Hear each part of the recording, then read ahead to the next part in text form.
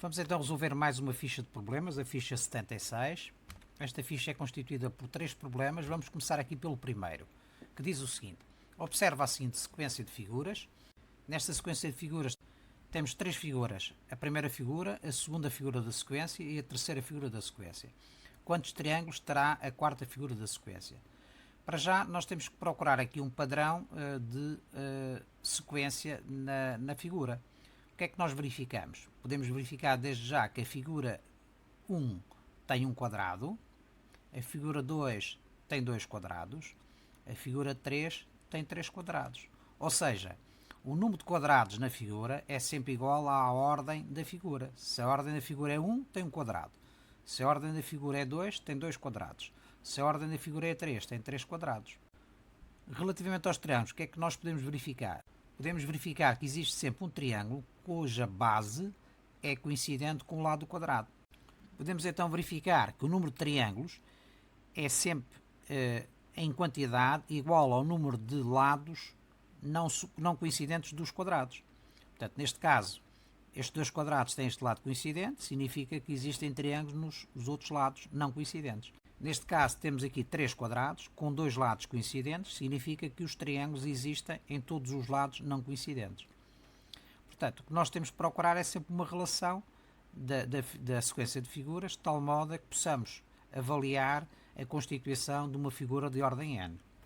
Pôs o vídeo para resolver esta questão e depois eu vou mostrar-te a estratégia para resolveres o problema. Vamos então ver. Como nós verificamos, a figura 1 é constituída por um quadrado e tem tantos triângulos quanto os lados do quadrado, porque não existem lados coincidentes, não existem mais que um quadrado, portanto não existe lado coincidentes. Tendo o quadrado 4 lados, significa que existem 4 triângulos. A figura de ordem 2 já tem 2 quadrados e o número de triângulos é tal que coincide com o número de lados não coincidentes dos 2 quadrados. Portanto, neste caso, existe quantos lados não coincidentes? 1, 2, 2 em cima, 2 em baixo e os 2 extremos. Portanto, 2 e 2, 4 e 2, 6. 6 triângulos. Na figura de ordem 3, temos 3 quadrados. E quantos triângulos? Temos lados não coincidentes em cima, 3, mais 3 em baixo, são 6, e os 2 nos extremos, 8. Então começamos já a ver aqui uma relação entre a quantidade de quadrados e a ordem da figura e a quantidade de triângulos e a ordem da figura. Não é assim? Para já podemos dizer que existem tantos quadrados quantos a ordem da figura. Ordem 1, 1 quadrado. Ordem 2, 2 quadrados. Ordem 3, 3 quadrados. E o número de triângulos? O número de triângulos será tal que são iguais a 2 vezes, que é a parte de cima e a parte de baixo, o número de quadrados, neste caso 3 mais os 2 extremos. Neste caso temos 2 quadrados, serão 2 vezes o quê? O número de quadrados, 1, 2, portanto 2, 2 vezes 2, mais os 2 extremos. Já temos aqui a relação. Vejamos então a figura número 4. É constituída por 4 quadrados e tem tantos triângulos quanto os lados não coincidentes dos 4 quadrados. Portanto, ordem 4, existem 4 em cima mais 4 em baixo, portanto 2 vezes n, mais os 2 extremos. Os extremos são sempre constantes, existem sempre 2, não é? Portanto, podemos dizer que a relação de triângulos é esta. A quantidade de triângulos nos lados de cima, mais a quantidade de triângulos no lado de baixo, mais os 2 triângulos nos extremos, dá o total de triângulos na figura. Como a parte de cima e a parte de baixo têm o mesmo número de triângulos, e esse número coincide com a ordem da figura, 1, 2, 3, 4, então temos 4, que é a ordem da figura, vezes 2, mais 2. Isto dá sempre o número de triângulos. Figura de ordem 5. Teremos então 5 quadrados. Quantos triângulos? 5 em cima, 5 em baixo, mais 2 nos extremos. Ou seja, de acordo com a nossa fórmula, como é que será? Será então 5 vezes 2, portanto 5 é a ordem da figura, vezes 2, que é a parte de cima, a parte de baixo, mais os 2 nos extremos. 5 vezes 2, 10, com 2 nos extremos, 12. E a figura de ordem 10? Teremos 10 quadrados, não é assim? E quantos triângulos? 10 em cima, 10 em baixo, mais 2 nos extremos. Ou seja, 10 vezes 2, 10 vezes 2, que é 10 em cima, 10 em baixo, mais 2 nos extremos. Vai dar 10 vezes 2 vai dar 20, mais 2 vai dar 22 triângulos. Correto? Portanto, 10 vezes 2 mais 2 dá 22 triângulos. Portanto, temos aqui determinada a regra para determinar a composição da figura de ordem n. Resumindo, quantos triângulos terá a figura de ordem 4? Ou a quarta figura da sequência? Terá 10 triângulos.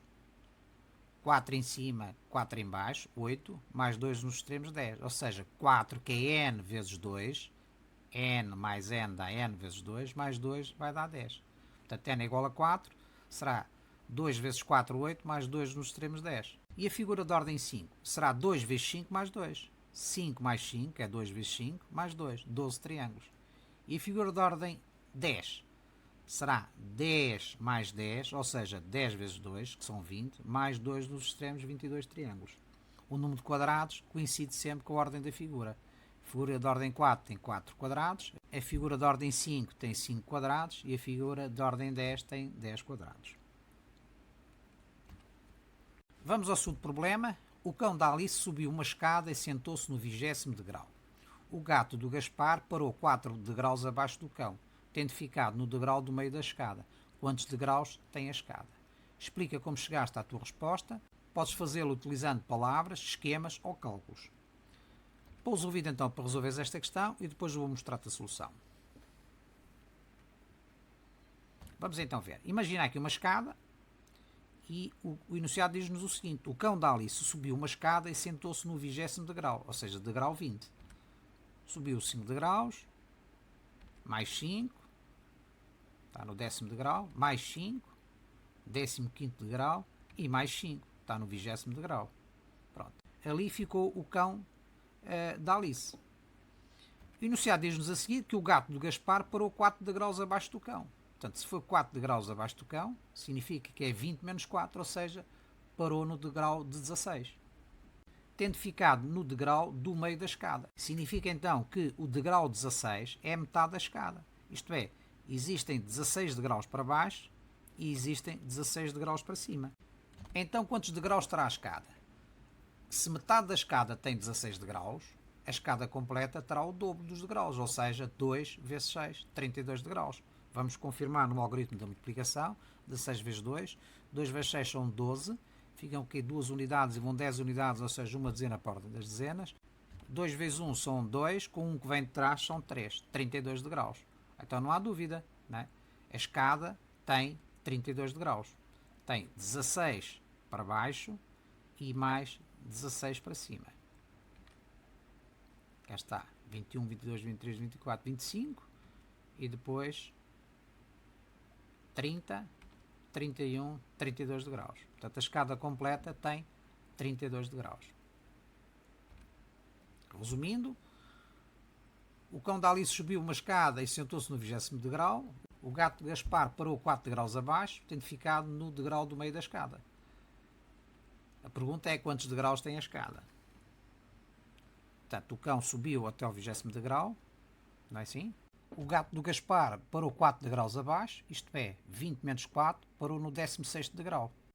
Se o 16º degrau é metade da escada, significa que a escada terá o dobro de degraus, isto é, 16 vezes 2, ou seja, 32 degraus. Correto? Temos então a dizer que a escada tem 32 degraus. Vamos finalmente ao terceiro problema. 4 amigos pediram gelados. Temos aqui 4 gelados. Reparemos então nos 4 gelados, nas características deles. 2 são em cone, 2 são em taça. Dos 4, apenas 3 têm cerejas. Estes 2 têm a mesma quantidade de cerejas, este tem apenas uma. E dos 4, apenas um tem bolacha, que é exatamente o gelado 2. Portanto, isto é importante termos em nota estas características, porque isto vai nos ajudar a entender o problema. Com o que cada amigo diz e com o que os desenhos te revelam, descobre o nome de cada amigo e o gelado que cada um comeu. Este primeiro amigo diz o seguinte: a Isabel tem o mesmo número de cerejas que eu no gelado. Esta diz: o Pedro e o Rui nunca pedem gelado em taça. A Cláudia diz: é a única que está identificada, escolho sempre gelado com bolacha de baunilha. E com mais uma cereja, o meu gelado seria igual ao do Rui. Como tu vês, isto é um pouco complicado, não é? Vamos escolher aqui uma estratégia para resolver o problema.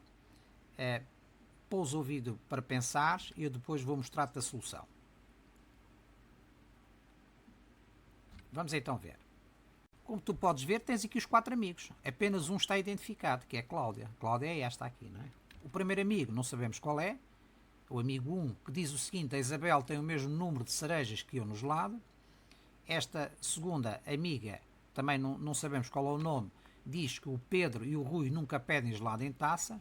A terceira é a Cláudia, que está identificada e que diz o seguinte: escolho sempre gelado com bolacha de baunilha. E o quarto amigo, que também não sabemos quem é, diz que com mais uma cereja o meu gelado seria igual ao do Rui. Vamos então analisar o que cada um diz em pormenor. Portanto, o amigo 1, o que é que diz? Diz o seguinte: a Isabel tem o mesmo número de cerejas que eu no gelado. Ou seja, dos 4 gelados que temos aqui, os únicos que têm a mesma quantidade de cerejas são os gelados 1 e 3. É o gelado 1 que tem 2 cerejas e o gelado 3 que tem 2 cerejas. Este aqui não tem cerejas, o gelado 2 não tem cerejas e o gelado 4 só tem uma. O que é que significa isto? Significa então que o gelado 1 pertence à Isabel, não é assim?